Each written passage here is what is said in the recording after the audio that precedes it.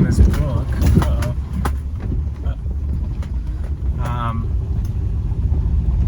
The $100 Startup, I think is what it's called. And yeah, I think as part of my journey here into creating the life of my dreams, I think I'm going to have my own business. I think I'm going to have to start my own business. And I've only read a little bit of this book so far, like, I don't know, maybe a couple of chapters. But there was a pretty interesting lesson that I wanted to share with you from the book with regards to, the book's got a lot of good stuff in it, actually. It turns out to be a pretty great book. But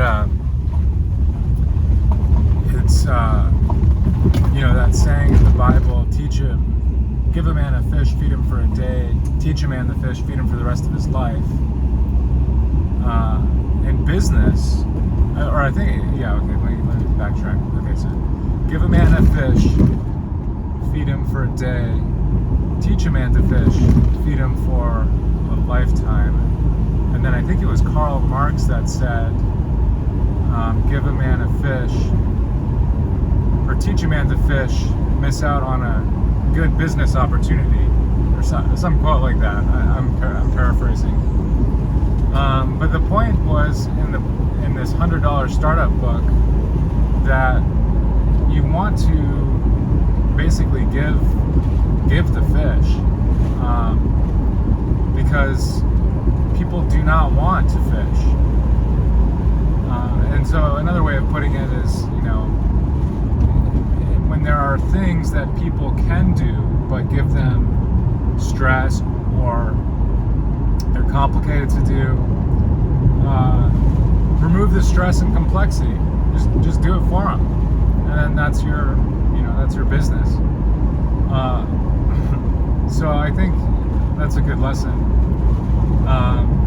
It seems obvious. I mean, a lot of these lessons kind of are obvious, but it really helps to have someone just kind of say it. And I'm not saying it very well. I'm paraphrasing this book, and of course, like all my videos, I'm like woefully unprepared for this. But reading that book so far for me has got my gears spinning big time. I mean, I've got like 2 or 3 ideas going in my mind right now. And I think, as I get older, I'm becoming more aware of the risk of employment. A lot of people talk about employment versus self-employment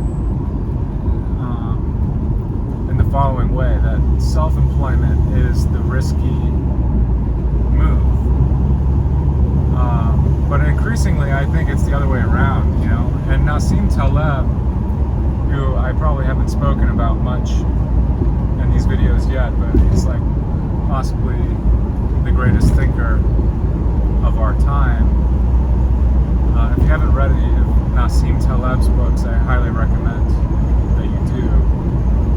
But he talks about, he has an anecdote in one of his books about these 2 brothers. One of them is a taxi cab driver, which is it's sort of self-employment. It's not exactly, but how much money you make as a taxi cab driver is really dependent on how much you drive, and I think it's kind of like a franchise type of thing. I'm not totally sure the business model, but for all intents and purposes, we can think of taxi driver as like self-employment, basically. And then the other brother is like a Wall Street investment hedge fund manager guy. And so if you look at a graph of their income, the Wall Street investment banker guy's got a much higher income, and it's like a perfectly flat, salary, right? And maybe it goes up each year a little bit. And then the taxi cab driver, he's got some good days where he makes a lot of money in a day, and then he's got days where he makes no money at all. Maybe it's like a very beautiful day, or it's a holiday or something, who knows? He's just not driving in the right places at the right times, who knows? But then what happens is the Wall Street guy gets laid off. drops to zero, and then it just stays there. You know, while he's looking for another job, if he can even find one, and maybe he does find one, and it doesn't pay as much as the first one did. Whereas the taxi cab driver brother, his income's staying in this kind of up-down pattern, unaffected.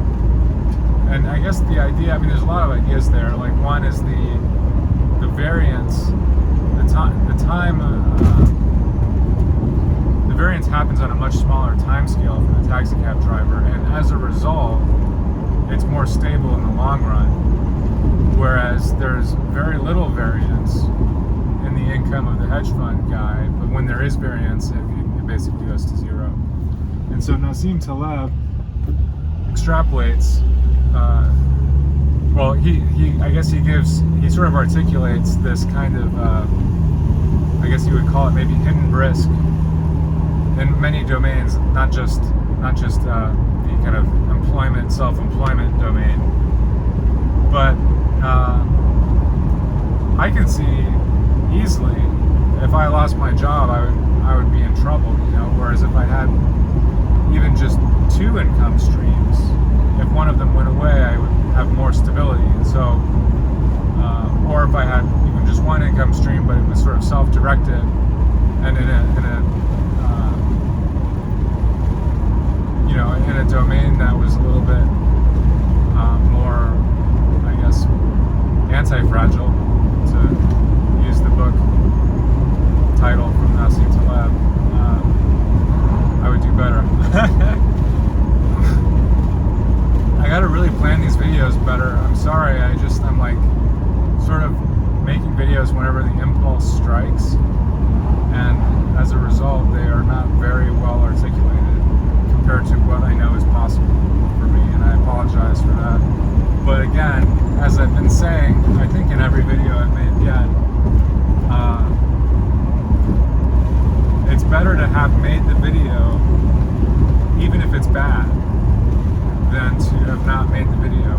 So you're just gonna have to bear with me. I mean, I don't think anyone's actually watching these videos anyway, so it's not such a big deal. But, you know, I don't feel great about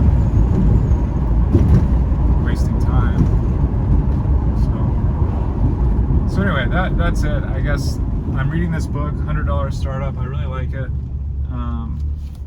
It's getting my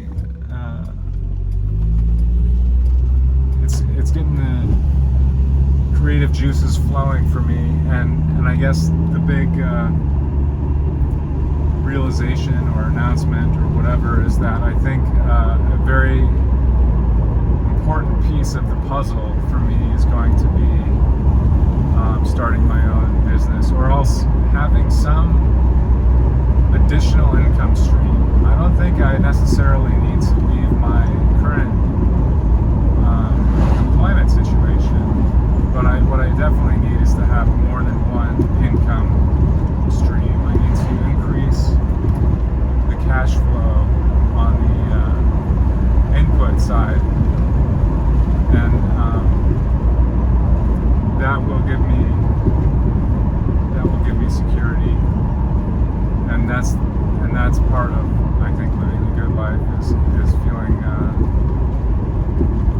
secure. There's so many bikers on the island right now, they drive me nuts. Alright, I'm gonna stop the video.